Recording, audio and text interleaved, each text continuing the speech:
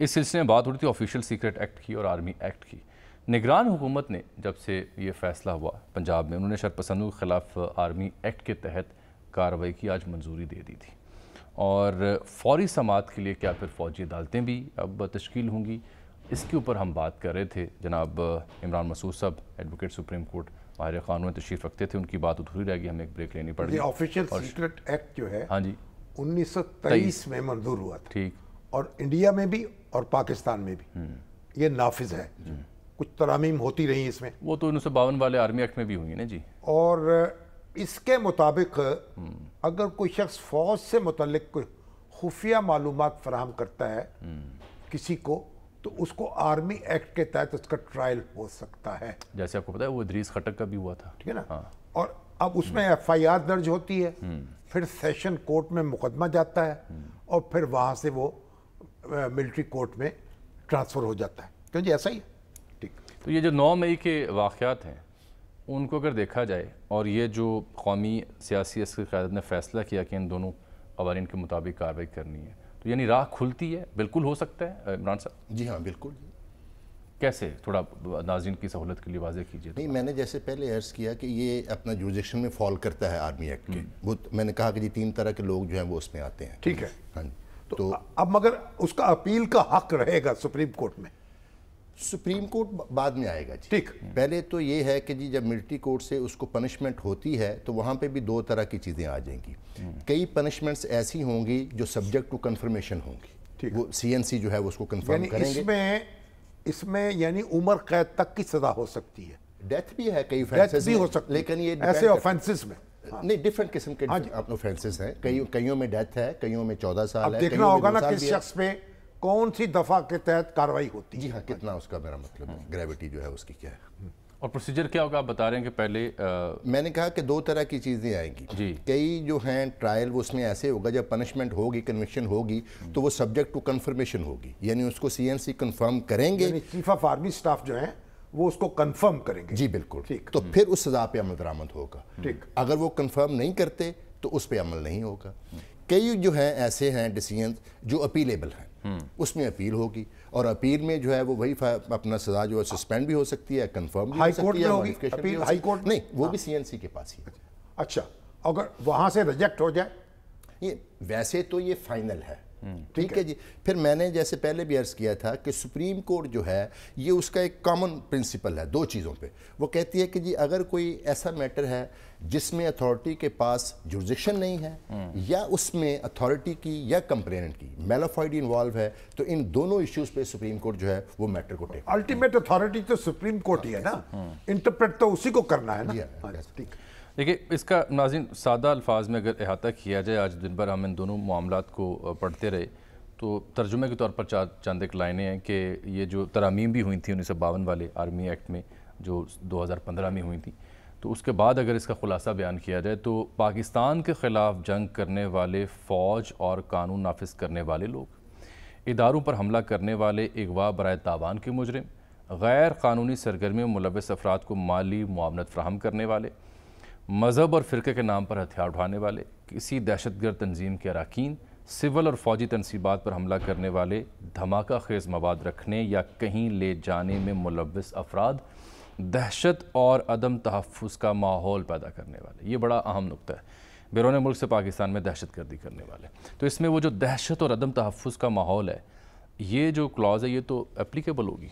یعنی اس کا مطلب یہ ہوا کہ اس کا سیکشن 59 ہے اور 60 ہے، اس میں جو سہولت کار ہے وہ تو وہاں موقع پر موجود نہ بھی ہو، تو ایسا سہولت کار بھی ہو سکتا ہے جو دور بیٹھا ہوا. جی بیٹر جو ہے وہ تو کہیں بھی ہو سکتا ہے. تو اب آپ یہ دیکھیے کہ ایسے لوگ موجود ہیں جو یوٹیوب کے ذریعے سے، فیس بک کے ذریعے سے، وہ کوئی لندن میں بیٹھا ہوا ہے، کسی دوسرے ملک میں بیٹھا ہوا، اور مسلسل لوگوں کو اکسا رہے ہیں.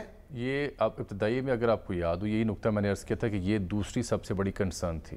لوگوں کو اکسا رہے ہیں، ہدایات دے رہے ہیں، اور غلط معلومات دے رہے ہیں، اور فورسز کے اندر کے معاملات کے اوپر ایسی ریومرز کہ جو ناقابل بیان، اور پروپیگنڈا جسے ہم کہہ سکتے ہیں. اور یہ سوشل میڈیا وارفیئر کے ذریعے ایسا پروپیگنڈا جس کا ہدف پاک فوج ہے، اور ان کو اس پہ حملہ کرو، ایسے کرو، یہاں جاؤ، اور میں حیران ہوں کہ یہ کسی یعنی ملک کے اندر بیٹھے ہوئے یہ لوگ جو ہیں برطانیہ میں بیٹھے ہوئے یا کہیں بیٹھے ہوئے کیا ان کے اوپر کسی قانون کا اطلاق نہیں ہوتا؟ اس کے لیے ہمیں تو حکومت پاکستان کو رجوع کرنا پڑے گا، ان سے بھی تو رجوع کرنا پڑے گا متعلقہ حکومتوں سے، کیونکہ ان ممالک کے جو قوانین ہیں جو وہاں پہ رائٹس ہیں وہ ڈیفرنٹ ہیں، ہم پرسو کرنے کا طریقہ ہوگا۔ یہ تو ہمارے فساد برپا ہو رہا ہے نا، ہمارے جو ادارے ہیں یا بین الاقوامی جو مشنز ہیں ان کو اس ایشو کو ٹیک اپ کرنا پڑے گا تاکہ وہ لے جا کر کے متعلقہ سرکار کو جب بریف کریں۔ بیرون ملک بیٹھے ہوئے لوگ ہیں جن کو حالات سے آگاہی نہیں ہے، وہ جھوٹی خبریں پھیلا رہے ہیں، وہ تو اپنی جگہ پروپیگنڈا کر رہے ہیں، وہ تو اپنی جگہ آپ کا درد سر درست ہے سر،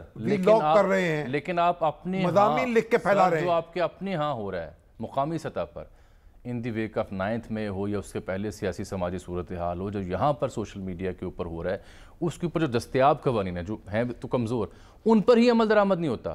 ہم تو اگر دستیاب قوانین جو ہیں، ٹریفک کے قوانین ہیں، وہ لاگو نہیں کر سکتے۔ موٹر سائیکل پہ 4 بندے چڑھے ہوئے ہیں۔ اچھا، عمران مسعود صاحب یہ اور شامی صاحب، یہ جو برطانوی نشریاتی ادارہ ہے نا جی، اس نے آج کرنل ریٹائرڈ انعام رحیم صاحب سے بھی گفتگو کی، ان کا بھی اس معاملے میں بڑا، وہ تو خود ان کے اوپر بھی لگا نا، وہ یہ کہتے ہیں، مگر پھر ہائی کورٹ نے ان کو رہا کر دیا۔ وہ یہ کہتے ہیں کہ آرمی ایکٹ کے سیکشن 21D میں 2 ایسی شکیں موجود ہیں جن کے تحت سویلینز کا ٹرائل کیا جا سکتا ہے، جن میں پہلی سیکرٹ انفارمیشن اور دوسری کسی کو فوج کا آرڈر نہ ماننا اور فوج کے خلاف اکسانا شامل ہے۔ دیکھیے، خاص کر جب فوج کو سویلین حکومت کی مدد کے لیے بلایا جائے، ان حالات میں فوج کو یہ اختیارات حاصل ہے۔ 2 جملے اور سنیں، وہ یہ چونکہ جیک برانڈ سے بھی رہے ہیں، وہ کہتے ہیں پہلی شک کے مطابق اگر کوئی سویلین دشمن کو کوئی سیکرٹ انفارمیشن پاس آن کرتا ہے اور اس کے ثبوت موجود ہیں تو FIR کے اندراج کے بعد اسے گرفتار اور فوج میں اس کا ٹرائل کیا جا سکتا ہے۔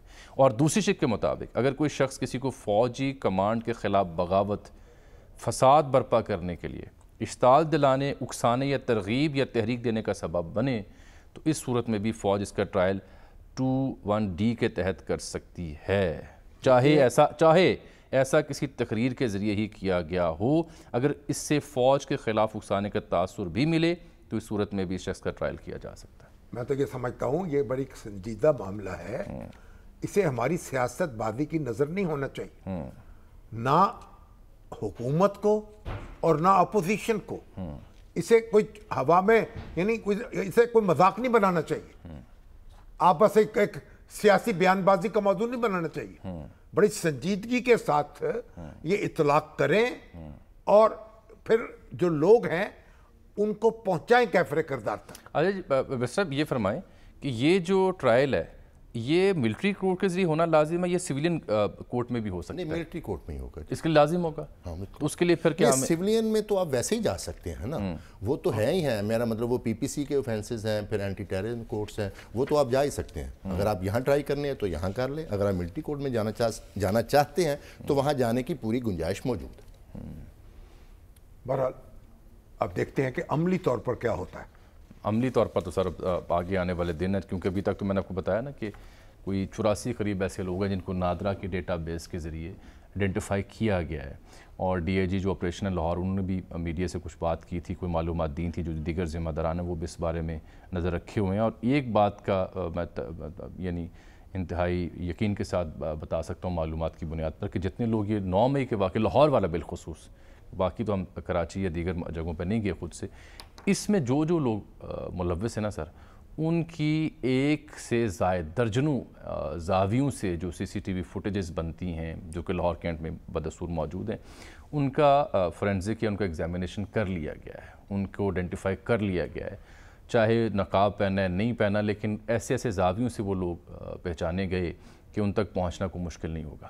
اچھا جی، لیکن اس کے ساتھ ہی بڑی ضروری بات یہ ہے کہ جس پولیٹیکل کنسنسس کی بات ہو رہی ہے، وہی سیاسی اتفاق رائے، وہ اس سے پہلے اس طرف بھی توجہ دی، اس میں آپ کی طرف آ رہا ہوں شامی صاحب، لیکن اس سے پہلے عمران صاحب، اس میں اگر لیٹ سے یہ چونکہ اس میں ایک الزام ہے کہ اس میں PTI کے کارکن جو ہیں وہ ملوث ہیں، خان صاحب کہتے نہیں ہمارے لوگ نہیں ہیں، وہ تو کوئی اور ہی بات کرتے ہیں، تو ایسا اگر ٹرائل ہوتا ہے اور جو متعلقہ پارٹی ہے وہ اسے ماننے سے انکار کرتی ہے یا اس پر تحفظات کا اظہار کرتی ہے تو کیا صورت ہوگی؟ نہیں، پہلی بات تو یہ ہے کہ کسی پارٹی کے ماننے یا نہ ماننے سے تو کوئی فرق نہیں پڑے گا، یہ تو جو بھی انویسٹیگیشن اپنا کریں گے لوگ وہ دیکھیں گے کہ آیا پارٹی انوالو ہے یا نہیں، آیا انہوں نے کوئی پلان کر کے، میرا مطلب ہے لوگوں کو انسٹیگیٹ کیا ہے یا نہیں۔